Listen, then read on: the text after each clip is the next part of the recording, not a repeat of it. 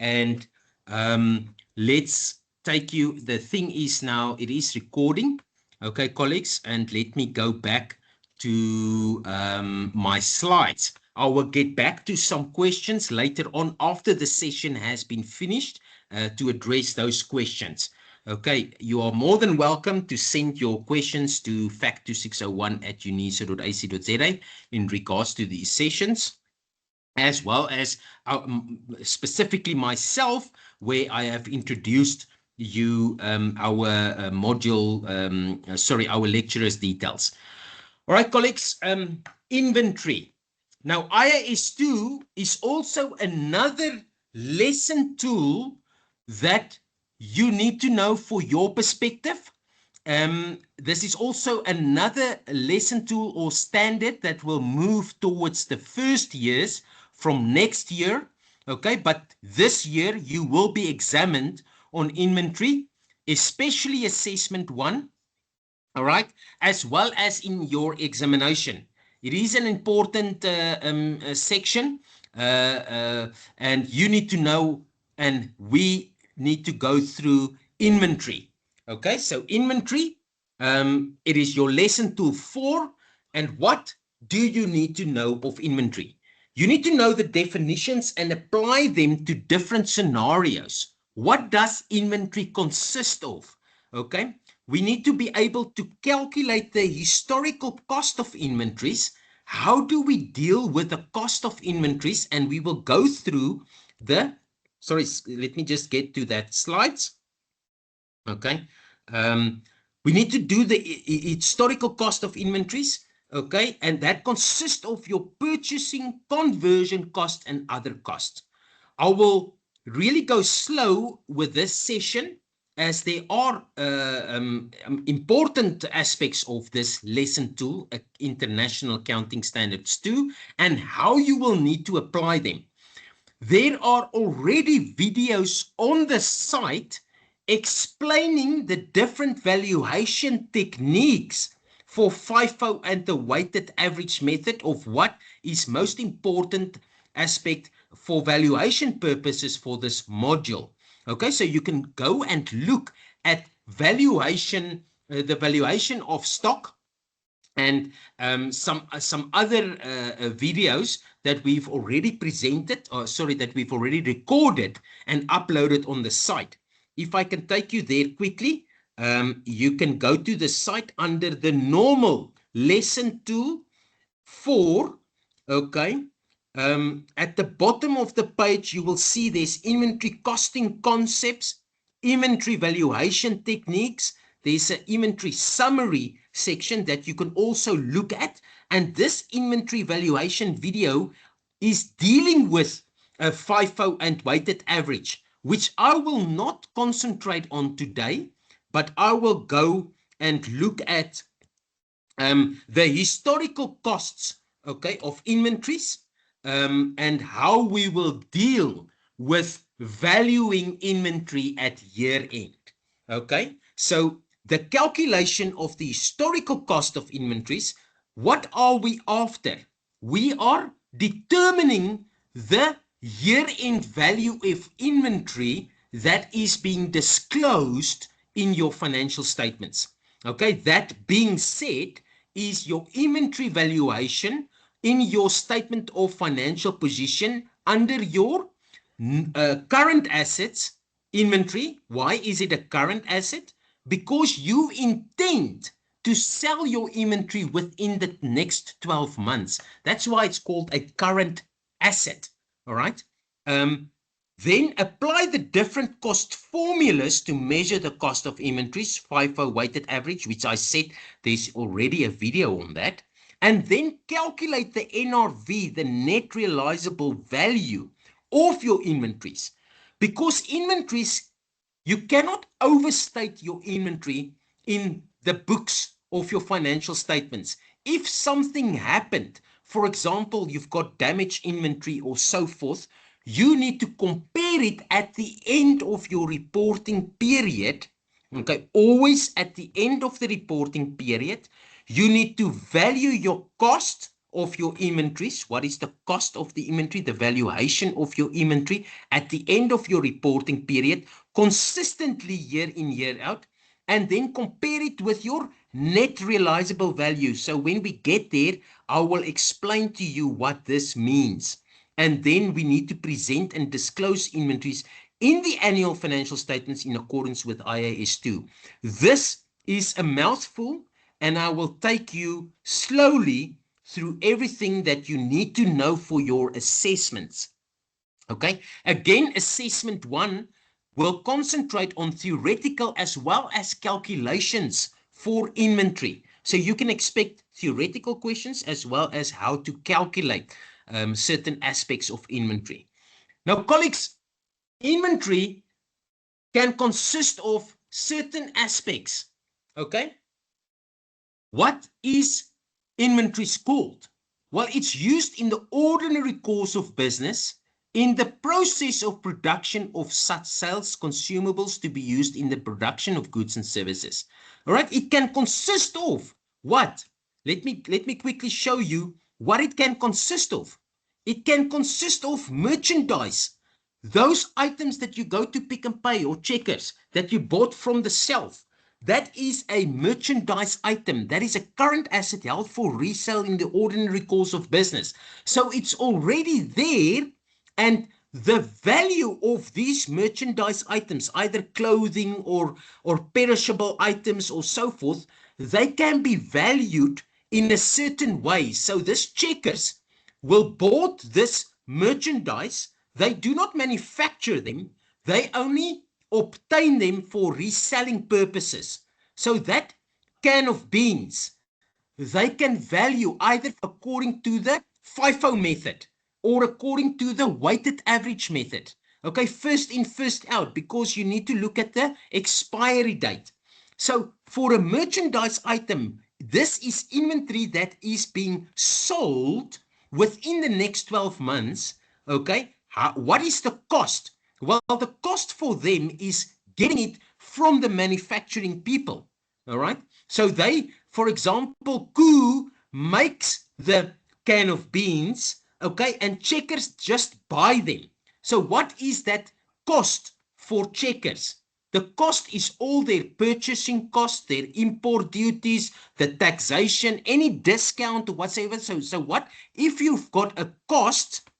All right, so your cost is, for example, your cost is example $50. Okay, that is the item that you have obtained it for the can. It's a very golden can of Koo. Okay, that is their cost. Okay, and how will you then bring it into your books? Well, that is the cost of the item. They're going to sell it, for example, for 55 Rand. That's the selling price. So your gross profit here is 5 Rand. If we just simplify the thing, this is for the merchandise. Now, coming at year end, there might have been a flood or something fall onto the can of beans.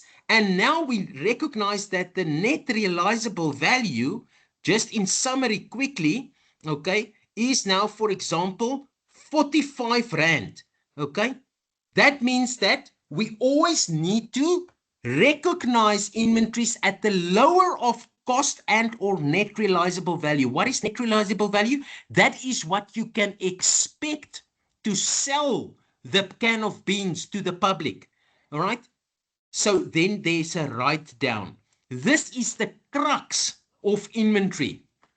Okay, colleagues, but this is just in a nutshell, very summary of what inventory is all about. But we need to value them. We need to value the cost. We need to bring it in our books. We need to value them at the year end, and then we can write it off. That will go to the statement of profit or loss. Now, then you've got obviously your manufacturing entities, and this manufacturing entities is what we will now concentrate on. How do you cost them? Okay, how do you bring it to a complete product?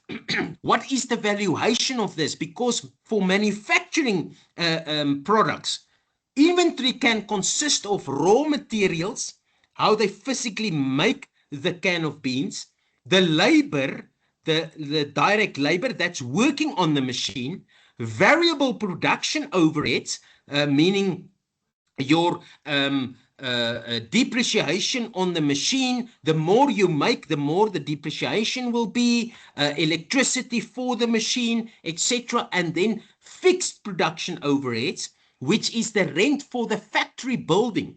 Okay, it's not directly related to the machine, but it's still part of the manufacturing process. And how will we value these items to come to a cost figure to value inventory at year end? Because raw material, work in progress, and fixed production overheads or production overheads all forms part of inventory.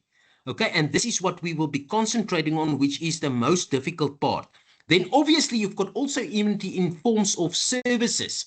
Okay, you come to the university and we as your lecturers provides a service, which is also a part of inventory. But colleagues, that is the main idea of inventory. Okay, it includes all of this, but we need to measure it at the lower of cost. Okay, we need to measure it at the lower of cost and net realizable value, because we cannot disclose inventory at year end that is overstated. You need to bring in inventory at its lower amount of cost and net realizable value, and we will be looking at that a bit later on. The cost, how is the cost being valued? According to the FIFO weighted average method, specific identification method, the standard cost or retail method. Okay, that is entity specific. Okay, your entity, for example, Checkers will, for example, sell their merchandise according to FIFO, first in, first out. Okay, that is the way they value them. Now we will be looking at the costing of these assets. Okay, we will be now concentrating on the manufacturing part. How do items being manufactured and how are they being valued? Okay, so for example, when you are making a cake, okay, you do have raw material. That is the flour, the eggs. Okay, you've got the direct labor, the guy that is actually mixing it all together. Then you've got the work in process. That is of the mixing everything together. It's not the person. That whole process is work in process, okay, or work in progress. Then you've got your variable production overheads, okay, the conversion cost. Okay, so first of all, if we look at the manufacturing of cakes, okay, you've got to need to buy flour. Okay, you need to bring in, if you imported special eggs, okay, there might be taxes together, any other directly attributable cost to the acquisition. It can consist of everything that will need to start you off baking the cake. Then your conversion costs, your work in progress costs, are variable production overheads, fixed production overheads that needs to be allocated to the cake, okay, on a allocation rate. So that is your conversion costs. Other costs to bring the inventories to their present location and condition. These are all costs that we need to compile to get a valuation of inventory. Like I've already said, there's an inventory valuation on FIFO and weighted average under the module site. But we will be concentrating in this session on the historical cost of inventories and what it all include and how you need to deal with them. All right. So you might also see in questions that we sometimes refer to that company X measures raw materials and work in process according to the FIFO method. That's only how they will value them. So if you for interest sake manufacture a bicycle, the nuts and bolts, they will recognize the raw materials. For all the nuts and all the wheels, they will potentially value them according to the FIFO method. But we will get to these sections in a minute. Now, colleagues, the crux of this is inventory is initially purchased, Okay, the initial recognition, what does that consist of? All directly attributable cost, which consists of your purchase price. You've got then your conversion costs, okay, to get to the cost or valuation of inventory. Then what is the cost formula to use? And at the end of the year reporting, we need to determine whether it's higher than cost or NRV, cost to complete to sell, the net realizable value of the items. Okay, so colleagues, this is very important that we need to address certain aspects, okay, and how we need to value these things. Right, so the measurement is the lower of cost and net realizable value. It's the selling price, the cost of completion, and cost necessary to make the sale. That is what NRV stands for. Okay, it's the fair value less cost to sell. All right, it's the estimated selling price which could be realized in the normal course of business, less the estimated cost to be incurred in order to complete the product, to make the sale. And remember, the NRV is entity specific. They are determining the net realizable value. It's got nothing to do with the market out there. It's not the fair value of the market, but it's the entity's determination of what their product is worth and what they need to do to sell the product. That is the NRV. The cost involved in bringing the inventory to their present location conditions should be included in the cost of inventory. So what is the cost to place a value on your bicycle or your cake?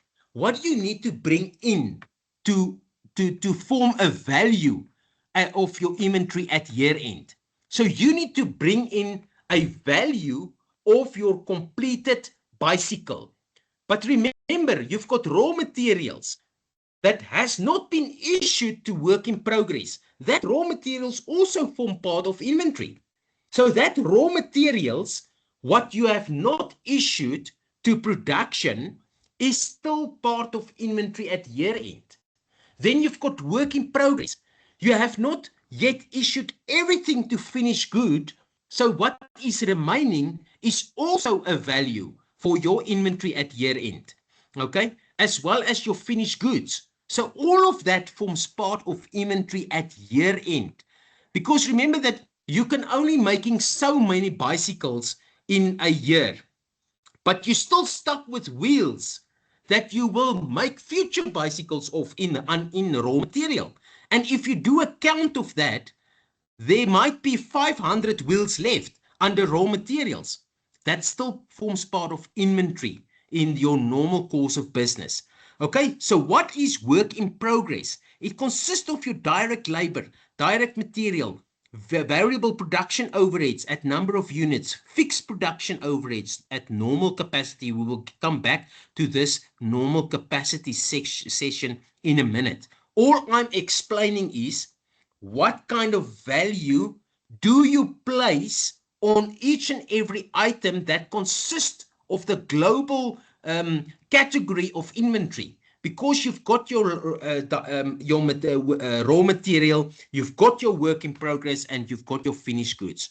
How do we measure inventory? We're determining the cost. Okay, that is examples 4.2 to 4.4. And let me just say something here, colleagues. Joint products and byproducts, it is not the crux for Fact 2601. We do not concentrate as a major complementer of the inventory for joint products and byproducts. You need to be established. You need to have a firm understanding of how do we cost inventory items, okay? How do we value inventory items, okay? And what kind of disclosure we will present inventory at year end. So colleagues, once you've determining the cost of the inventory items, we apply a cost allocation technique, okay? And we're determining NRV, and then we record inventory at the lower of cost and NRV at normal capacity.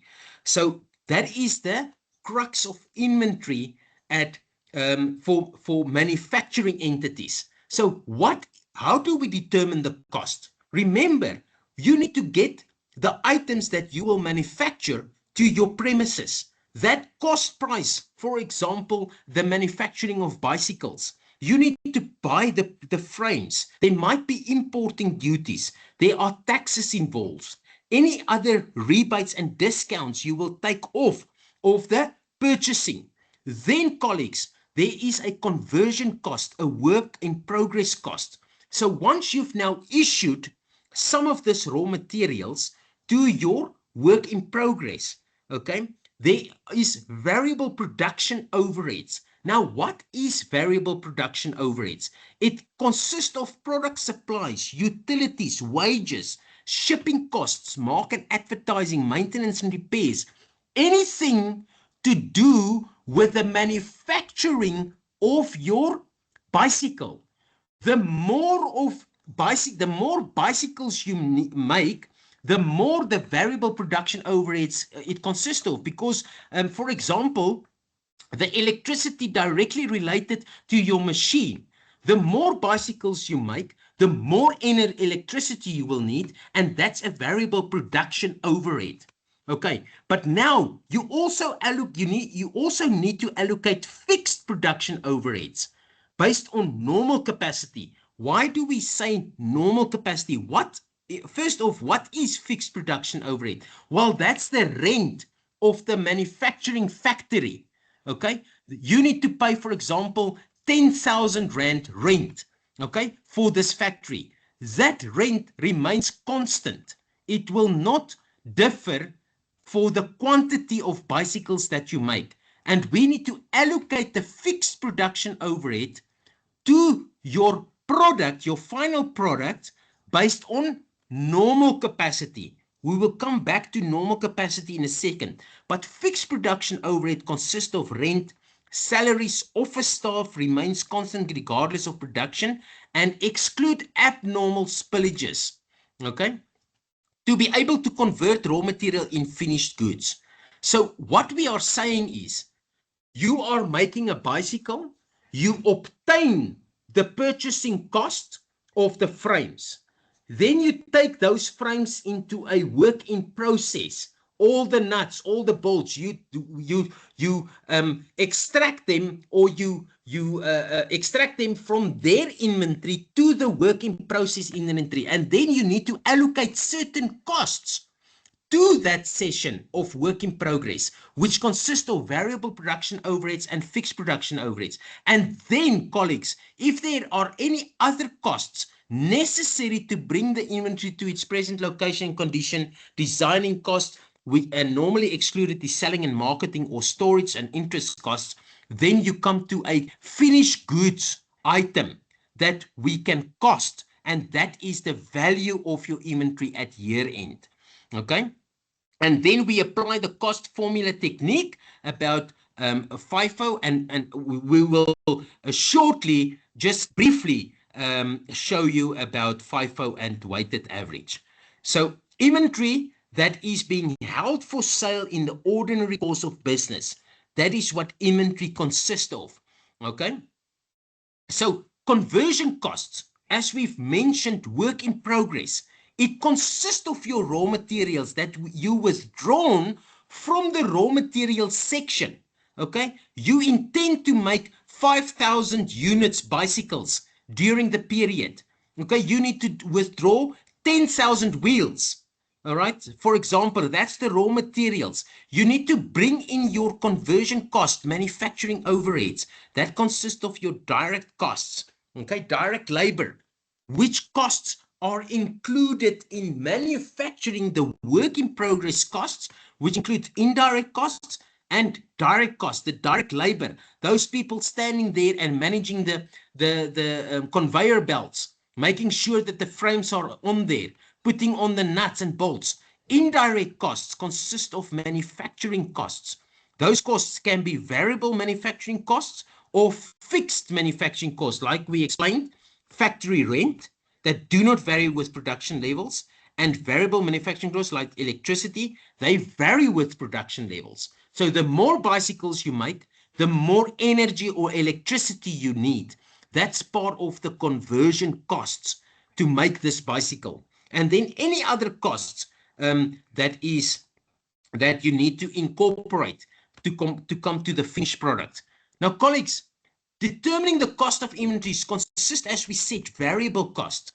Why are they variable cost? Because they vary with the amount of units produced. Okay, they are easy to allocate to a product. You normally get a variable cost per unit. Total variable cost changes when production level changes, and variable cost will disappear when production stops. For example, wages. If the production stops, there's no wages. People don't stop working. There's no electricity charge. The indirect materials used in production do stop. But fixed costs, these are more, it's not easy to allocate, because what if you don't produce a bicycle, you still need to pay the rent of the factory, the floor, or the factory floor space. That's not going to stop. So that means that it is not as easy to allocate fixed production overheads to your production, to your value of your inventory. So total fixed costs remain unchanged when production levels change. Fixed costs will not disappear when production stops. For example, rent, depreciation, insurance. You still need to depreciate the building, okay, if it's your own building. That does not stop, okay, if you stop production. And that's why we need to allocate fixed costs based on our best estimate, based on normal capacity. Okay, and you will see it in accordance with an example of how we will need to do that. So the overhead cost, the production overhead cost, like we've just said, okay, consists of variable production overheads and fixed production overheads. But there are also other non-production overhead costs that we cannot allocate to productions, to the products. This is incurred in running the operations of the entity, not directly related to manufacturing processes. For example, okay, rent of the admin building, salaries of admin, personnel, selling costs, and marketing advertising costs, not included in the cost of a product, not allocated to products, and these forms part of other expenses. Okay, overhead costs can be classified as fixed or variable, as we've seen, and these production overheads, which can be variable and fixed, they are allocated to production and forms part of cost of sales only when sold. Okay, and we will see that. So allocating variable and fixed production costs to products can be variable costs, and they are allocated to products based on your actual capacity. Okay, I will show you an example now. Fixed costs are allocated to products based on normal capacity. We cannot allocate it on the actual capacity because we need to best estimate the costs of the fixed costs, because we do not know whether you're going to produce or not produce, or what's going to happen in the future. Okay, and this is the classification of, yes, here is just a summary of how you will classify expenses. Okay, depreciation of factory equipment, that can be classified as production, but it's a fixed cost. Okay, because you need to, on the factory equipment, is a fixed cost that needs to be depreciated whether you are making a production or not. Wages paid for cleaners in the factory. How will this thing change if we say depreciation of, say, the sales equipment? Okay, like printers and so forth. Then it will be non-production, but it will still be fixed. We cannot then allocate that to production because it is not part of your operations to manufacture that bicycle. Wages paid for cleaners in factory is a production cost. Yes, it's variable. Consumables used in factory, it's a production cost and it is variable. All right, let's look at, I explained, like, for interest sake, that how it will change if it's the sales and not non-production. Now, colleagues, what is actual capacity? This is now where we will need to allocate the fixed production overhead costs to the inventory. Okay, for fixed production overhead cost, the actual production levels achieved during a specific time period. It is the actual of number of units produced. Okay, so for interest sake, you know that you going to produce 5,000 units and your variable production overhead cost is 5 Rand per unit, then you can allocate 5 times 5,000 Rand per that unit. Whereas normal capacity is the production level expected to be achieved on, on average over a number of periods or seasons under normal circumstances. So how do we know that? Okay. When you are the first time of business, you will not even know any one of the two. But after you have been in business for 5 years, you know that you can, in a given year, you can at least make 5,000 bicycles throughout the period. That is your normal capacity. Okay. You can produce 5,000 bicycles under in a given year. That is normal capacity. Then there might be a case where in 2026, although you know that you can make 5,000 bicycles, you only made 4,000 bicycles because there was a flood in one of the manufacturing processes, and you've only now made 4,000 bicycles. But we know from a normal capacity, that's our best estimate of the amount of units that you can produce. And that's why we will then allocate fixed production overheads based on normal capacity.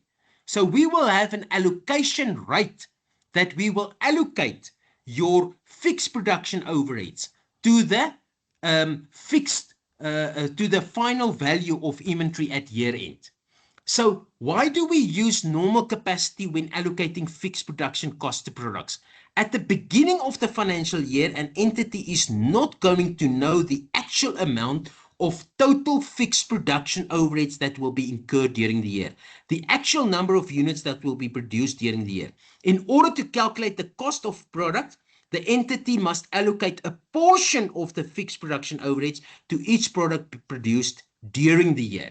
Okay, I know that it seems like you are only looking at theoretical aspects, but this is how we lay the foundation so that you can practically apply it. Okay, it's fixed production overheads is always based on normal capacity, and you will see how it will be applied in a minute. Okay, so how do we use normal capacity when allocating fixed production costs to products? In order to calculate the cost of the product, the entity must allocate a portion of the fixed production overheads to each product produced during the year. For example, factory rental. But how much can I allocate to each finished unit? Remember, I will only know the actual rental and actual finished units for the year at the end of the year. That's why we cannot use actual numbers. We must base it on normal capacity. Okay? So how do we calculate that? How do we calculate the best possible estimate of fixed production overheads? We do it by using the following. The entity will best possible estimate of the amount of total fixed production overheads they expect to incur and the number of units they expect to produce based on normal capacity to allocate fixed production overhead to units. Best possible estimate is usually budgeted overheads in rands. So, for example, you know that your rent, the factory rent for the 2026 year is 100,000 Rand and it will increase by 10%. So you know that your actual rent for the period or your budgeted rent is 110,000 Rand. And you know that you will only make, based on normal capacity, make 5,000 units. Okay? So if you know that you will have rent to the value of 100,000, okay, and you divide that by 5,000 units, you will get an allocation rate of 20 Rand per unit that you can allocate. Okay, so once the entity has the actual numbers for the year, i.e. at the end, they will record the difference as over or under allocation through cost of sales. And I will come to an example just now. So for variable production overheads, we only allocate it based on normal capacity. What we know from the past, what we can achieve. That is why. Because why do we do that? We do that because fixed production overheads do not stop when production stops. So they carry on. You need to pay the rent. You still need to provide for depreciation on the factory machinery. But variable production overheads varies with the amount of production. When production stops, you can allocate only what you have been put in conversion into the work in progress. All right. So here's an example. An example is we estimate the rent for last year will be 100,000 times 10% inflation for the current year. And we estimate that 50,000 units is the normal capacity what we produced. So now we know that 110,000 will the rent be for the next year or the coming year. And we know that we can, based on normal capacity, make 50,000 units.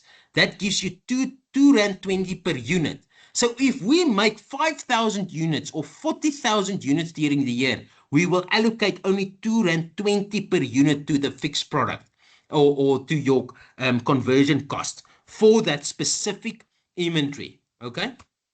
So now we need to just get the differentiation between incurred and allocated. Remember,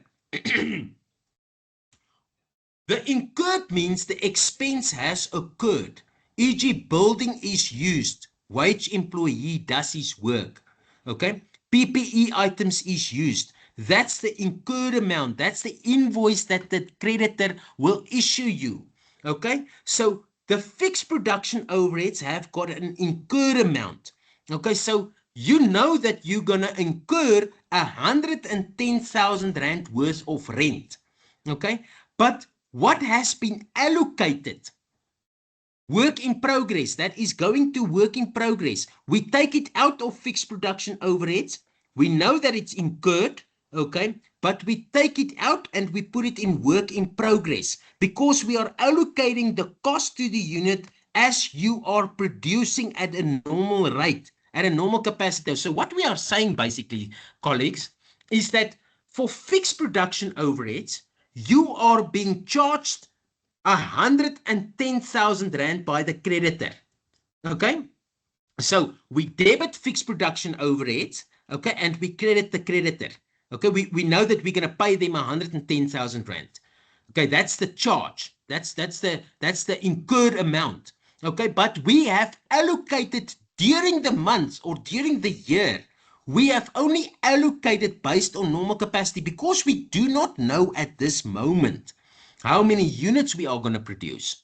Okay. But we know what is the incurred amount. And the difference between the two, I will show you, is an over or under recovery rate. Okay. This is where all things comes to shove. Okay. Let us take an easy example of the fixed production overhead, and then we will come to another example that takes this in totality. Okay, but the fixed production overhead, this is the tricky one. This is where you will need to take cognizance of the fact of what or how do we allocate fixed production overheads. So we say that the estimated fixed production overheads is 200 Rand for the year. We normally expect capacity. So we know that we can make 20 bicycles during the year. We know that our rent, depreciation, or whatever is 200 for the year. So based on our best estimate, the fixed production overheads, okay, the fixed production overheads or the allocation rates is 200. That what we know we're going to incur is 200 divided by 20. So we can allocate 10 Rand per unit to the amount of units we make. This is the estimated fixed cost per unit is at the beginning of the year. And the total fixed cost allocated, this calc is done at the end of the month or year. Okay, so we know that during the year, we're going to allocate 10 Rand per unit. But we don't know whether we're going to make 22 units. So that is only done, the total fixed cost allocated is done at the end of the year. So allocated, how much did we allocate during the product? Well, we allocated 22, we made 22 units of bicycles. We multiplied by the 10 Rand allocation rate. How did we get the 10 Rand allocation rate? We set 200 divided by 20 units. That's based on our best estimate because we know that in a normal year, we can make 20 units. So we can allocate 10 Rand per unit. But coming at the end of the year, we know that we've actually made 22 units. We allocated 22 units, 10 Rand times 20 is 220. So we allocated during the year 220 Rand, but we only charged for 200 Rand. We know that the rent that we got charged for was 200 Rand. So during the year, we allocated more of what we should have. Therefore, there's an over recovery and needs to be deducted. Can you see that we have allocated based on the charge we know we're going to get? We know that our rent will increase or the rent for the year is going to be 200 Rand. And we know that under normal circumstances, we can divide it by 20 to get the allocation rate of 10 Rand per unit. Now, coming at the end of the year, we see, oh, we've made 22 units. We allocated 10 Rand per unit coming at the end of the year. So we've actually overcharged the product, the cost of the product with 20 Rand because our initial incurred amount was 200 Rand, but we allocated 220 based on our best estimate. And therefore, we need to deduct 20 Rand of the cost from cost of sales when those items are being sold so that you can have the correct cost figure in your books. Okay? And that is the example of the over recovery. Okay? This is a duplication. So this is just an indication of your general journal transactions. Okay, your GL accounts. This is an example of over recovery. Remember, the fixed production overheads, we take it to WIP. What is your WIP? Is your conversion cost. Okay, so we've incurred 200 and based on our best estimate, okay, we allocate 222 WIP to your direct, to your conversion cost. So we say, based on our best estimate, based on normal capacity, okay, we will allocate 10 Rand per unit to our WIP, to our work in progress. So now we are busy valuating the product. Okay, so we allocate 220 production overheads. Now that production overheads, remember, this is now only fixed production overheads, but it can also be variable production overheads, okay, that we did not include here. Direct material, direct labor, okay, that is your conversion cost. Now we say that, okay, now we have come, let's assume now we only deal with production average, but this is just for totality. That figure might be, will be bigger, but let's say now the total production costs for inventory is 220. We close off, we close off the 220 to inventory, which will go cost of sales. Can you see that the inventory, when we sell the 220, okay, that is cost of sales 20, which goes to your work in progress. Okay, so we credit work in progress and we debit inventory with WIP of 220. Okay, and it's closed off to cost of sales. Can you see now we've sold the 220, okay, which will go to cost of sales. But now at the end of the year, we realize that now we only made 22 bicycles and not 20. We've allocated more to your production, okay? The cost of production, therefore there's an over recovery. We need to deduct this from cost of sales, and therefore we will need to deduct it, or we will need to increase decrease your fixed production overheads so that we can be zero. Okay, there's an over recovery to the cost. That is why you can see that when allocated, is greater than incurred and actual capacity is more than normal capacity, there's an over recovery. Okay, you have charged to production more than what you should have. Okay, so that is why we need to do an over recovery. We make cost of sales less. All right. Okay, we deduct it. So colleagues, when this is just the allocation of production overheads, we will come to a full example right now to show you the totality. Okay, but the production overheads, we have an over recovery of fixed overheads when the allocated is more than incurred. Okay, and the actual capacity is more than normal capacity. Then you've overcharged the cost allocated to your finished goods.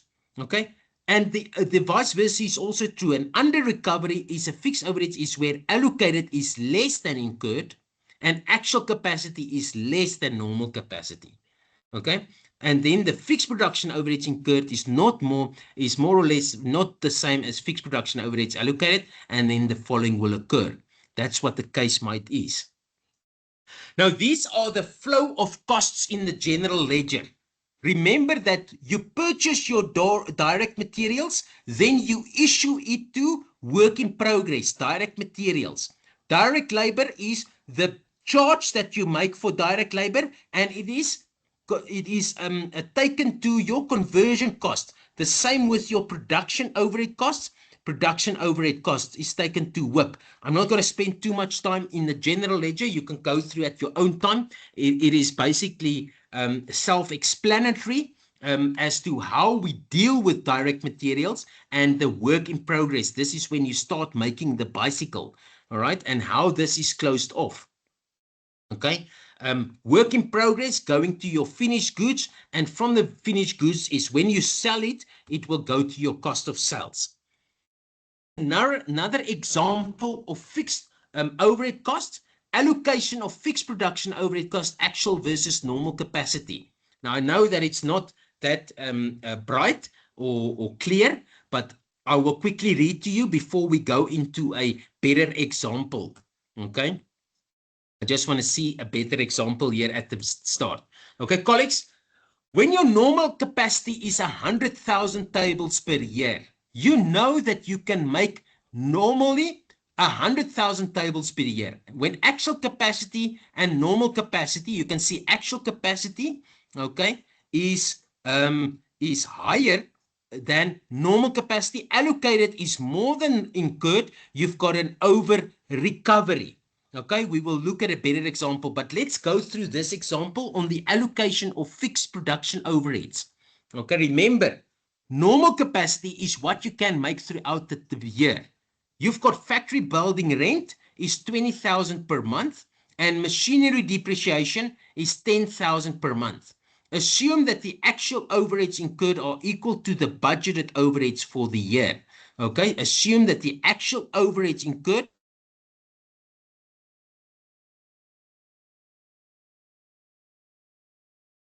110,000 tables. Okay, that's your actual capacity. Your actual capacity is more than normal capacity. Can you see? Now, what is the fixed production overhead cost per table?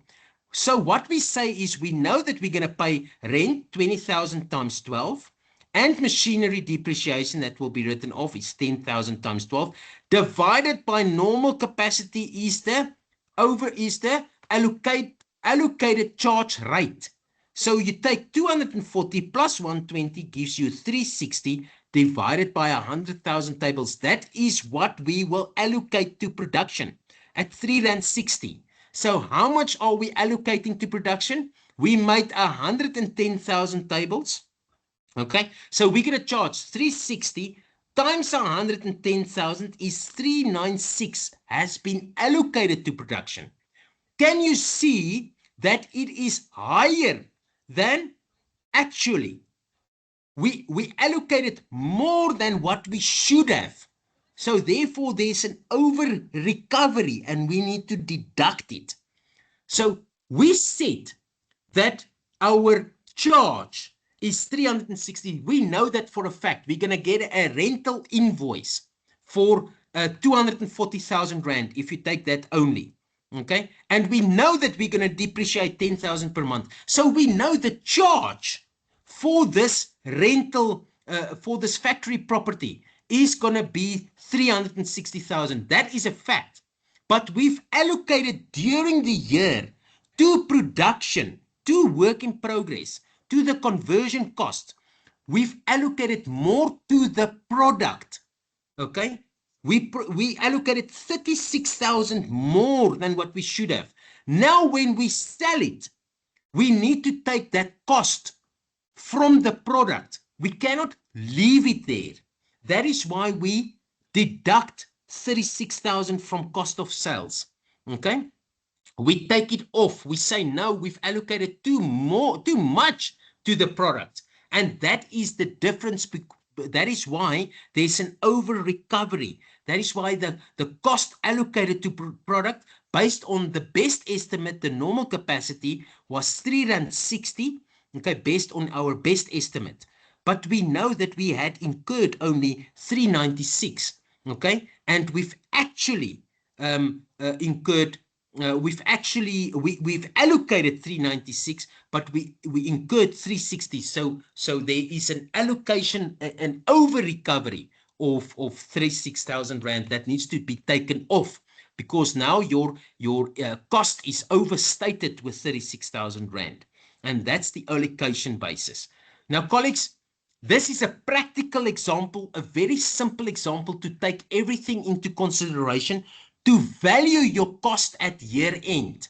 Okay, what represents, let's read the practical example. The normal capacity of an entity is 200,000 Rands per unit. 200,000 units per annum. That's what you know you can produce. Okay, the raw material cost is 160 Rand per unit. That's what we know. Direct labor is 100 Rand per unit. Variable production overheads are 40 Rand per unit. Remember that these items will be given to you. Okay, either or you can calculate the per unit Rand. Okay, if we give you the closing figure balance and you add back the purchases and deduct the opening balance, you can calculate the units that was used. Okay, but under normal circumstances, we will give you the rate per unit. Or if we say variable production overheads are 40,000 Rand, okay, and you have you produced 1,000 units, you know that the 40,000 divided by 1,000 will give you then the 40 Rand. That is how you will calculate the per unit basis. Okay, and fixed production overheads incurred. Okay, this is the incurred amount. We know that this has been incurred.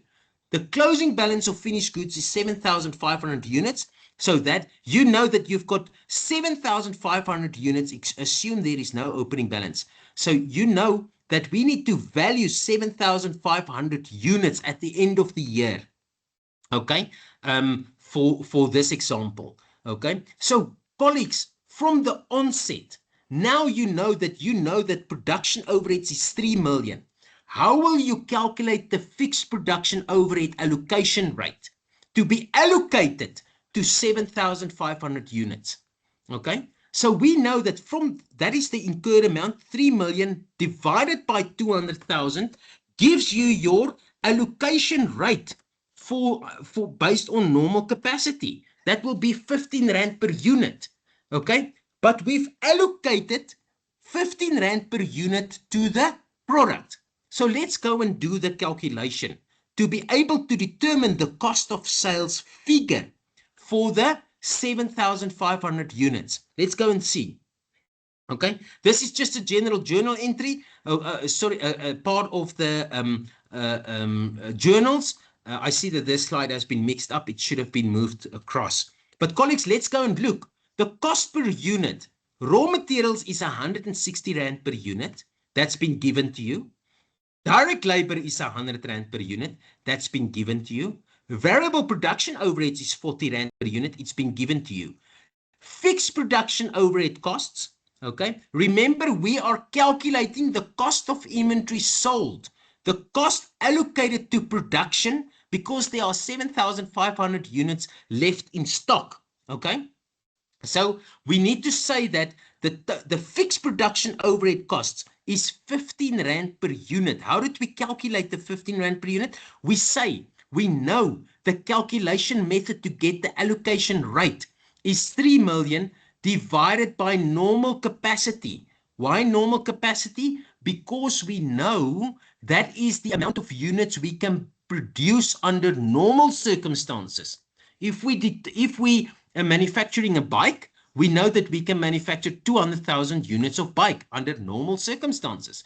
We know that the factory rent is 3 million during the year. Okay, that is the incurred amount. We're going to get an invoice for 3 million. So we say 3 million divided by 200,000 normal capacity, because at this moment we don't know how many units we will produce this year. That's why we allocate 15 Rand per unit to this, the total cost per unit. So we know that the total cost per unit for our finished goods is 315 Rand per unit. Okay? Now they say, colleagues, you know what? We've only produced 115,000 units. Okay? That is times 315 Rand. That is being transferred to work in progress. Okay? So we've transferred 150 for the cost that has been allocated to 150,000 Rand, that is transferred to work in progress to be able to calculate the cost of inventory. Okay, how many units are on hand at the end of the year? 7,005, because remember we are calculating cost of sales. Okay, so we need to deduct the closing balance. Therefore, 7,500 times the cost per unit is 315 Rand. So you deduct 47,250 determining the cost of sales. Okay, we deduct 236,500. That's the closing balance. The fixed production overhead cost incurred was 3 million. Okay, so now we know that we've allocated during the year 150,000 times 15 Rand. That's based on your allocation rate. That is allocated is 2250. We've allocated only 2250 to production. Can you see, colleagues? Because now the allocation, okay, the actual capacity is now less than normal capacity. Okay, the actual capacity is less than normal capacity. You've got an under recovery. Okay, you've got an under allocated. You've allocated too little to production. Therefore, the 750,000 needs to be added to your production costs to be able to come to the correct cost of sales figure. Okay, let's revise. We obtained all the costs. Okay, raw material cost, direct labor cost, variable production cost, fixed production overhead cost based on normal capacity is 15 Rand. You get the total cost per unit, okay, that you can allocate to work in progress. This is the amount that you use for the finished products, okay? But we know that work in progress consists of 47,250, the finished products, but we have on hand, once you've sold 7,500 units, okay, we need to deduct that because that is still remains in inventory, but that's the valuation of the finished stock. Now, once the product is sold, cost of sales allocated to products incurred was 3 million. Okay, we allocated based on our best estimate 3 million Rand. How did we do that? We allocated 15 times 200,000. Okay, sorry, 100. Incurred was what we received, the invoice received, and we allocated 15 Rand only to the product. That is 150,000 Rand. Now, can you see we've allocated too little? We knew that we're going to get an invoice for 3 million. We only allocated to production, to the product that we sold. We only incurred 15 Rand. 2250. The difference we need to add to cost of sales so that we can get it straight. Therefore, 448,750 is the cost of inventories finished goods sold plus fixed production overheads under allocated. It's a plus. So you can clearly see if it's under allocated, we need to add it. If it's over allocated, you would have subtracted it. Now, this is a complete example of the manufacturing entities. Fixed production overheads incurred is 3 million. How did we allocate it to production at normal capacity? 15 Rand times 150 is the conversion cost rate. That's 2250. Okay. Under allocated to production, we have incurred 3 million. We have allocated to production 2250. When we sold it, okay, there's an under allocation of 750,000. So cost of sales is that plus the under allocation. So the cost of sales figure is 45,637,500. So the total cost per unit consists of your direct labor, direct material, fixed production overheads, and then your your variable and fixed production overheads.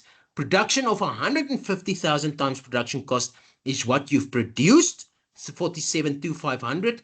The closing stock value is 236,500, and the cost of sales figure plus the 750 is your 45,637,500. Colleagues, that is the under allocation. If allocated is less than incurred and actual capacity is less than normal, you will have an under allocation based on normal capacity. Okay, so if allocated is less than incurred, you will always have an under allocation. Okay. Now, colleagues, that is dealing with all the manufacturing entities, conversion costs, historical cost, conversion cost, work in progress. This is how you will value your inventory at year end. Okay, you get a total cost that you multiply by the units that you produced. You also will have then raw material, work in progress, and finished goods stock at the end of the period. Okay.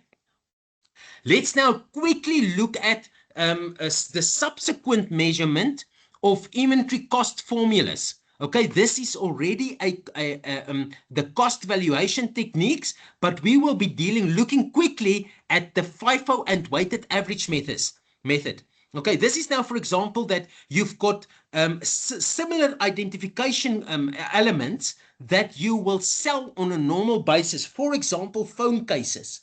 You buy 110,000 phone cases, and you need to the company's valuation technique, once they've cost them, once they've purchased them, and now they need to apply a cost formula technique on how to cost them. You can cost them at the FIFO method or the weighted average method. Now, the FIFO is the first in, first out method, assumes the first items you bought are the first items you sell. Okay, and the weighted average calculates a single average cost for all identical items in stock. Okay, so for example, phone cases. Let's look at phone cases. Okay, you bought on the 1st of October 10 cases at 5 Rand per unit. So the total cost is obviously 5 times 10 is 50 Rand per unit. Now on the 5th of October, there was an increase in the price, and now you bought it for 7 Rand per unit, and it's 70 Rand per unit. So the 20 cases cost you 120 Rand. Now let's, for argument's sake, say that you will sell 8 units. Okay, according to the FIFO method, now assume the company sell 12 phone cases under FIFO. Okay, how do we do that? Well, with the first in, first out method, we say that the first 10 are then sold at 5 Rand. That's the cost. Okay, because you've only had 10 cases you bought at 5 Rand, you will sell 10, okay, at 5 Rand. That's 50 Rand. And then the next 2 cases to make up the 12 will be under 14 Rand. So now, how many cases have you got left? You will have got left 8 cases. So therefore, the 8 cases left is now valued at higher price of 7 Rand. That is how you will deal with the FIFO method. So the cost of sales figure is 64 Rand because you had to sell the first 10 within the price of 5 Rand, as well as then the next 2 at 7 Rand. That is the FIFO method. The weighted average method, Okay, now assumes the company sells 12 phone cases under average cost. The total cost of 120 Rand divided by total units is the average cost. So you still take that 120 Rand. Okay, you bought it for 120 Rand, but then you calculate 120 divided by 20, give you your 6 Rand per unit. Okay, so whatever amount you will sell it at 6 Rand per unit. And the 12 cases is sold in at 6 Rand, and the 8 phone cases left is now valued at an average price of 6 Rand. That's just a simple overview of valuation technique on subsequent measurement for valuation. But as I indicated, there is a detailed video already on valuation techniques for inventory. I want to quickly, colleagues, I cannot spend time on this practical example too much. I can see we're already at 1, okay? But this is just another simple example of how you can deal with inventory regarding a disclosure requirement as well, okay? This is an inventory question where we will get the costs of the specific items produced. Here we are a motorcycle retailer which operate in Johannesburg and ordered 40 new top-of-the-range motorcycles from China, okay, on 1st November 2024. The motorcycles were received in Durban on 1st of January 2025. Okay, so now you can see you've got freight, insurance, customs duty, cartridges to Johannesburg, and how will we cost them per unit? Remember, we will get a cost per unit to allocate it to your cost of sales figure. The invoice price of motorcycles was 50,000 Rand each, and before a trade discount of 20% and is payable on 28th of February 2025. We will deal with all of this in a second. During the year ended 28th of February 2025, 50%, look carefully, during the year ended 28th of February 2025, 50% of the motorcycles were sold on credit by a salesman at 100,000 Rand each. Okay, so what happened? The invoice price of the motorcycles was 50,000 Rand each. That is your cost price before a trade discount of 20% is given. We will come to this, and is payable on 28th of February 2025. So this is 1st of January. Okay, during the year ended 28th of 50% of your stock was sold at, and there was and credited by a salesman at 100,000 each. So that's your selling price. Sales commission of 5% was paid to the salesman. On 1st of January, look at this. Two months before your year end, 2 motorcycles, so 2 months before you sold 50%, okay, were withdrawn from inventory and brought into use by MotoX in the ordinary course of business. So that means they withdrawn it from inventory and they bring it in to be used by their own company. So it's moved out of inventory and becomes property, plant, and equipment. The 2 motorcycles are depreciated at 20% per annum on a straight line basis. Inventory is valued at the lower of cost and net realizable value on a first in, first out basis. You see, there's the word of how inventory is being valued.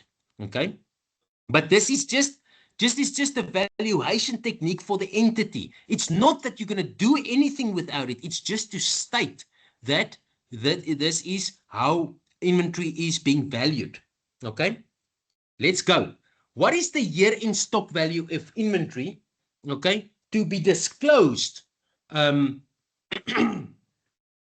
the statement of profit or loss for the reporting period. Sorry, just 1 second. Okay, what is the year in stock value of inventory to be disclosed in the statement of financial position of MotoX as at 28th of February 2025 in accordance with the requirements of financial reporting standards? Now, colleagues, let's quickly look at the example. The complete example will be posted on the site. I'm just giving you the calculations here, okay, as well as the disclosure requirements. I'm not going to go through the disclosure requirements, but the full set example and question will be made on the site. Now, what is the year-end stock value? Colleagues, we need to determine the cost of inventory. The purchase price. We bought 40 or times 50,000 Rand. That's the cost price. But there is a, let's see, there is a 20% discount. Remember, 40 units that we bought for 50,000 units before a trade discount of 20%. That means 40 times 50,000 times 80% is less with a trade discount.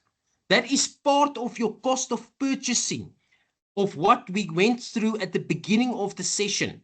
Okay, that's your purchase price.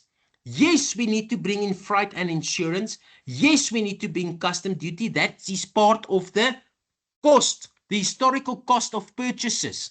Okay, it is all to bring the inventory to its current condition to make a sale. You need to bring in all these capitalized costs to be able to get the total cost. Yes, other costs to bring inventory to their present location condition. This is important. It's the theory behind the cost of inventory. So now you sit with 1940. Okay, that is the total cost of the motorcycles. And we know that we buying 40. So you spend 48,500 per unit. That is the value of your stock that you're sitting with. Okay, but now we need to know that, wait a minute, before year end, 2 months before year end, the company withdrawn 2 of the motorcycles. Okay, remember that he sold 40, he sold 50%, but at the end of February. Okay, so what have you got left in stock? So you haven't got 20 in stock because you sold 50%. You've got 19. How do we get 19? The company's year end is the 28th of February 2025, and the 2 motorbikes were withdrawn at 1st of January. So it's 2 months before the year end, January, February. Okay, so 40 minus 2 equals 38, because that 2 becomes property, plant, and equipment. 38 times 50% equals 19. How do we value the inventory? Well, we value it to the cost allocated to the inventory. And that's 19 times 48,500 is 921,500. That needs to be disclosed in your year-end stock value. Okay. As I said, colleagues, the whole practical example 2 example, the disclosure requirement and the, excuse me, will be posted under the site. This is just to give you the calculations. Okay, so we need to carry on because there are still a few slides that I need to get to. So where are we, colleagues? We have done and looked at the inventory was initially purchased, the historical cost of purchases. Okay, the directly attributable cost for your merchandise items, the purchase price, the conversion costs. Then we came to and show you the subsequent recognition. Remember, within the purchase price, the conversion cost to finished goods, which consists of WIP. Okay, that conversion cost is when we transfer items to cost of sales. When you're selling items, the finished goods production overheads can either be under recovery or over recovery. And to be able to get your accounts straight, because we've allocated based on normal capacity, there will either be an over or under recovery, and we need to correct our cost of sales account to get it in line with the correct allocation rate. Then the initial cost versus your NRV is what we are trying to achieve at the end of the period. Okay, so now, colleagues, we have done the bulk of the work. Okay, looking at the purchasing cost, the conversion cost, the fixed and variable production overhead cost, and now we come to the end of the reporting period, and we need to determine what is the net realizable value. Okay, we need to make sure that the cost we record in inventory, in the balance sheet, in the statement of financial position, is the lower of cost and or net realizable value. We cannot disclose inventory where the cost is higher than NRV. Okay, when cost is lower than NRV, that is fine. But if NRV is lower than the cost, there is a write down to the NRV. Okay, throughout the year, inventories are recorded at cost. Therefore, at year end, remember it's specifically done at year end. Before any of the value of inventories in accounting records will be at cost. If NRV is lower than cost, write down inventory to NRV. Recognize inventory write down as an expense greater than the cost. No adjustment is necessary. The net realizable value of inventories is calculated at the end of each reporting period to test whether the NRV is greater than cost. To determine the value of closing inventories that should be disclosed on the face of statement of financial position, we have to take the number of units in closing inventory and multiply it with the lower amount between cost and net realizable value per unit. We will come to this in a second. Now, wait, what is net realizable value? As I indicated before, it is entity specific. It is the estimated selling price, which could be realized in the normal course of business, less the estimated costs to be incurred in order to complete the product and to make the sale. So it's entity specific. You will know for your entity whether this bicycle is still can still be sold, whether there is not a damaged item or whatever the item might be, okay, whether there's more marketing expenses or whatever the case might be, to be deducted from that cost. So estimated selling price, which will realize in the normal course of business, will always be given in a question.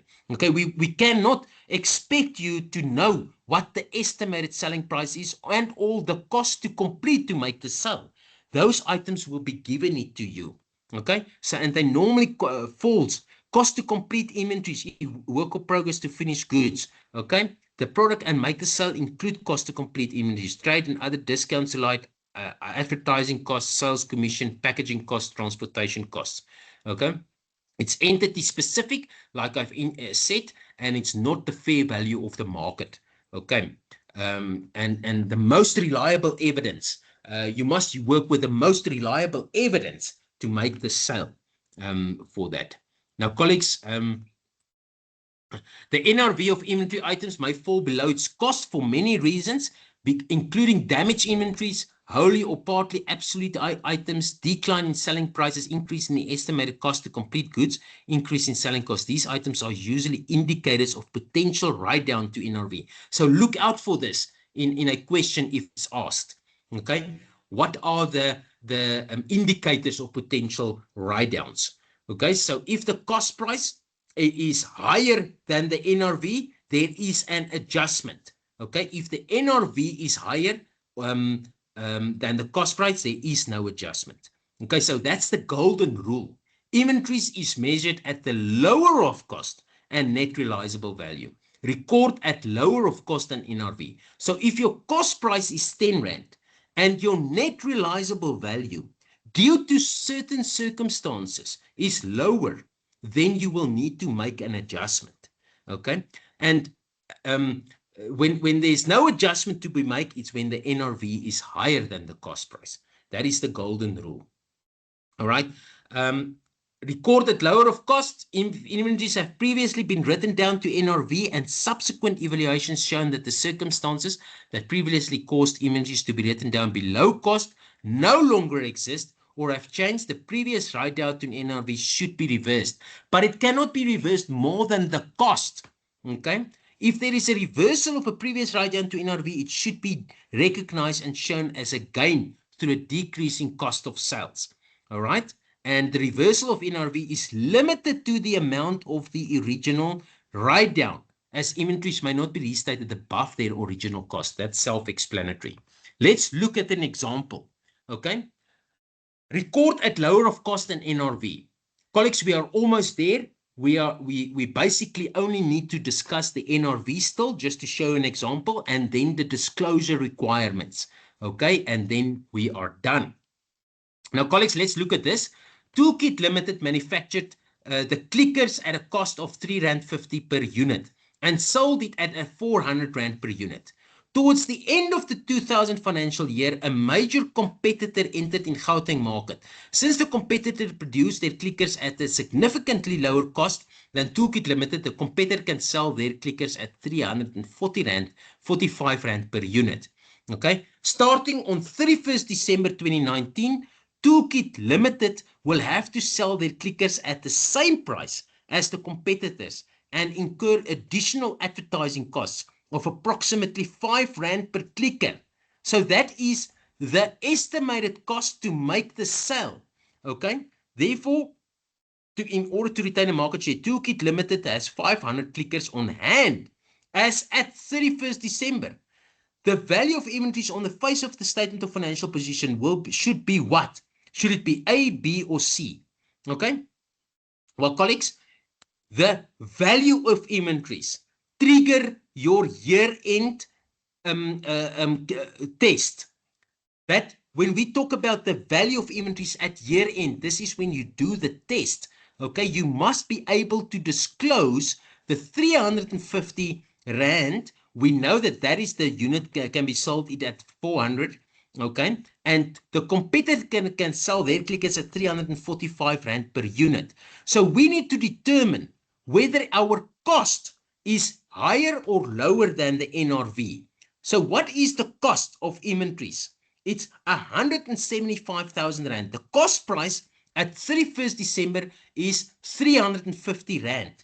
That is how much it cost us, 350 Rand.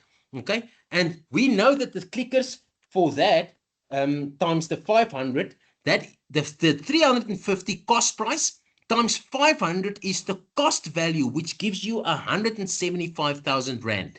Okay, but now a competitor can sell it for 345. Okay, but we know that it will take us 5 Rand more to repeat to get the share. Okay, so we need to take 345 minus 5 Rand. Okay, that is our NRV price.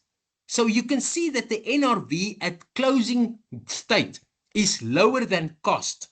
Okay, and then we multiply that by 500 units and we get 170,000 Rand. So the write-off is debit your cost of sales and credit inventories, because we need to disclose inventory at the lower of cost and NRV. Now our NRV is 170,000, okay, and our cost was 175,350 times 500 Rand.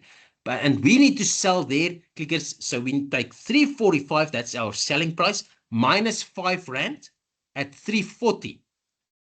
Okay, and 340 times the 500 gives you 170,000. The difference between the two is the write down to NRV. That is how you will write down or record inventory at the lower of cost and net realizable value. Now, colleagues, last thing, most important thing is disclosure. It is important to note that the presentation and disclosure requirements disclose the accounting policy note, present the carrying amount of inventory in the current asset section of the statement of financial position, disclose the notes to the statement of financial position, present in the statement of profit and loss and other comprehensive income the inventory write-downs and reversals, if there are any, okay, and disclose the notes to the statement of profit and loss and other comprehensive income. Okay, let's look at the accounting policy note. If you were to do something like this, under normal circumstances, we do not require you to write accounting policy notes. Okay, this is not a requirement. So this is just for completeness sake, for you to see what the accounting policy note should be. We don't ask of you accounting policy notes, but we will ask of you something like this. The statement of financial position. It forms part of inventories disclosed at the lower of cost and net realizable value. It will take you to reference note, the note on inventory. This is the reference note 3. Okay, 3 is the note that you refer to in the statement of financial position. Notes for the year end. It should exactly look like this. Raw materials consist of this.